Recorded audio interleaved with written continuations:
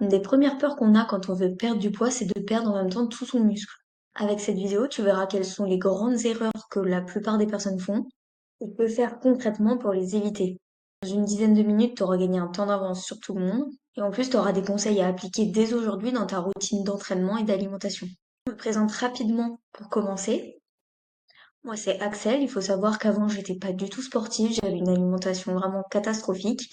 Et à ce moment-là, je pleurais devant le miroir quand je me regardais. Du coup, j'ai voulu commencer la musculation et à faire attention à ce que je mange, mais j'ai fait toutes les erreurs possibles. Donc, je me suis renseignée, j'ai persévéré et je me suis fait moi-même accompagner. Et j'ai pu prendre du muscle, perdre du gras, et j'ai aussi repris confiance un peu dans tous les domaines de ma vie, tellement que ça m'a amené à vouloir me reconvertir professionnellement pour devenir coach sportif. Je me suis reconvertie il y a 3 ans, j'ai passé mon diplôme d'État et depuis je me forme en continu dans les domaines de la nutrition, de la physiologie et de la programmation d'entraînement en musculation. J'accompagne des femmes et des hommes à prendre du muscle, perdre du poids ou juste se remettre en forme et surtout avec un plan qui est adapté à eux, qui est durable dans le temps et qui est simple. Il n'y a pas de méthode qui sortent de nulle part ou de choses tellement drastiques que c'est impossible à tenir sur le long terme. Ici, tu as un exemple de quelques personnes que j'ai pu accompagner. Mais bref, on va passer à ce qui t'intéresse vraiment. Comment perdre du gras sans perdre de muscle? On va voir 4 piliers principaux. Donc tout d'abord, tu vas avoir la nutrition. Les principales erreurs vont être de ne pas traquer. Parce qu'en fait, si tu sais pas ce que t'apportes à ton corps, tu peux pas contrôler ta perte de poids, ni faire des ajustements qui soient précis. Souvent, quand on commence, on est super motivé, on veut bien faire, du coup, on coupe les glucides, on coupe les lipides. Le problème, c'est que là, ton corps, il a plus aucune énergie. En 2, 3 semaines, t'en peux déjà plus. En nutrition va être de ne pas assez manger de protéines ou d'avoir des apports qui sont irréguliers en fonction des journées. Le problème avec ça, c'est que si déjà ton corps il a pas de glucides et pas de lipides pour avoir de l'énergie, il va aller prendre dans les protéines et au final prendre dans ton muscle. Et ça, c'est ce qu'on veut pas. Donc, qu'est-ce qu'il va falloir faire? Au niveau des protéines, tout d'abord, on va viser 1,8 à 2,7 grammes par kilo de poids du corps tous les jours. Et on va garder ce taux tout au long de la sèche parce que c'est vraiment la base pour préserver sa masse musculaire. En ce qui concerne les lipides, tu vas pas les couper d'un coup, tu vas les réduire par palier, petit à petit. Tu peux les diminuer jusqu'à 15 à 35% de ton apport calorique journalier, donc ton total de calories sur la journée. Par contre, c'est pas très sain de rester bas en lipides pendant trop longtemps. Donc une fois que tu as fini ta perte de poids, assure bien de te remonter ton taux de lipides, parce que c'est super important pour tes hormones et pour que ton corps il fonctionne correctement. Quant aux glucides, celui qui fait peur, ben on veut pas les couper trop vite non plus parce que c'est la principale source d'énergie de notre corps et c'est lui qu'on va utiliser comme énergie pour pousser à la salle. Et c'est à la salle qu'on fait du muscle, donc on a besoin d'énergie. Donc pareil, on va les diminuer par palier et tout au long de ta perte de poids, tu vas garder la majorité autour de l'entraînement, donc avant et après. Au niveau de ton training, on a tendance à vouloir ajuster son volume à la baisse pour anticiper la fatigue, ou alors mettre des exercices qui sont moins taxants, sauf que ça fait moins de stimulus sur ton muscle et aucune raison de se maintenir. Une des dernières erreurs, ça va être de vouloir t'entraîner au feeling du jour en fonction de comment tu te sens. Sauf qu'en déficit, ta fatigue va forcément un peu s'accentuer, tu vas juste constamment diminuer ton intensité. Du coup, qu'est-ce qu'on fait? Tout d'abord, tu gardes ton programme, il n'y a aucune raison de le changer, et tu continues à travailler sur la qualité de tes mouvements, sur ta technique. Pour ton intensité, tu vas continuer à pousser lourd et tout donner à la salle. C'est ici que ça joue, c'est ici que tu vas maintenir ton muscle, que tu vas même pouvoir continuer à en faire. Si tu veux pas perdre de muscle, c'est l'élément le plus important. Et pour continuer de progresser, tu vas continuer de faire ta surcharge progressive. Donc tu vas bien continuer de noter tes charges que tu utilises, les répétitions que tu fais, parce que oui, on peut totalement continuer de progresser en perte de poids.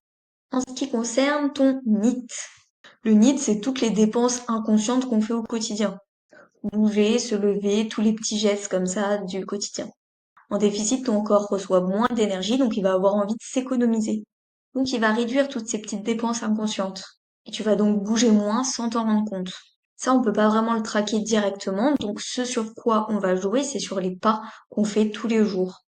Donc une erreur, c'est de pas traquer ses pas, parce que tu vas juste être de moins en moins actif au fil de ta perte de poids. Donc qu'est-ce qu'on fait? On traque ses pas. Tu te fixes un objectif à atteindre chaque semaine, tu le respectes, Et pour creuser progressivement ton déficit, tu vas pouvoir augmenter ton nombre de pas par palier.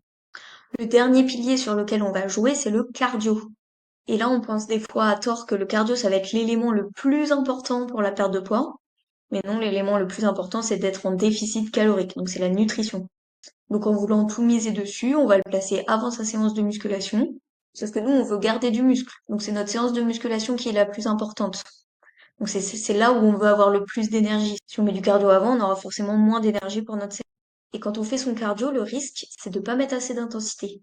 Parce que par exemple, sur un tapis de course, il est très facile de finalement juste faire de la marche.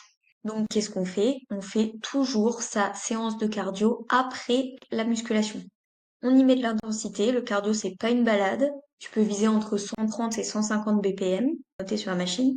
Et comme les pas, tu peux augmenter ton temps de cardio par palier pour creuser le déficit. Et donc ta perte de poids. Et là, il y a une question que tu te poses sûrement. Est-ce que le cardio est obligatoire?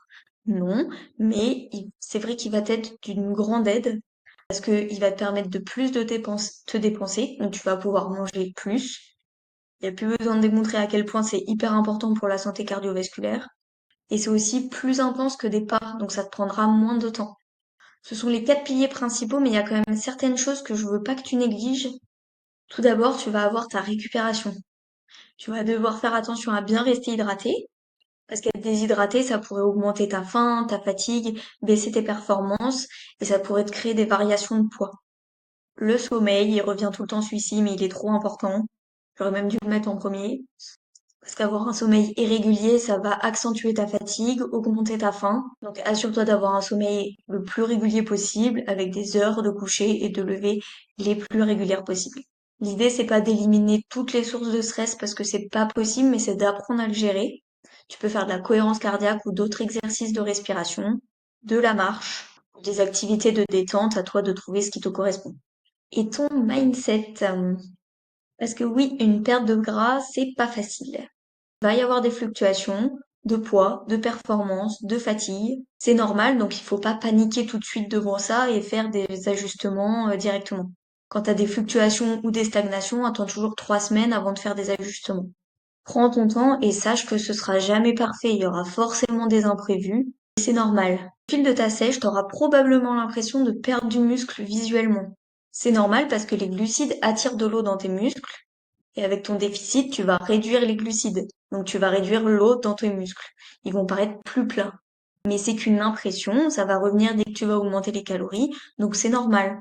Maintenant, si tu veux perdre du poids et que c'est important pour toi de garder ta masse musculaire, je peux clairement t'aider pour ça. Et si tu veux, je te propose un bilan en visio qui est complètement gratuit. Comme ça, on va pouvoir faire un peu plus connaissance. Tu pourras m'expliquer tes objectifs. On verra ensemble pourquoi tu n'y arrives pas aujourd'hui, que moi je mettrai en place pour toi en coaching. Si ça t'intéresse, tu peux directement réserver ton appel sur mon calendrier, tu as le lien en description. Et tu peux aussi me retrouver sur Instagram, FitMiniAxel, où je partage plein d'autres conseils. Maintenant, t'as plus qu'à appliquer tout ça. N'hésite pas même à m'envoyer un message sur Instagram pour me dire qu'est-ce qui t'a le plus aidé et qu'est-ce que t'as mis en place.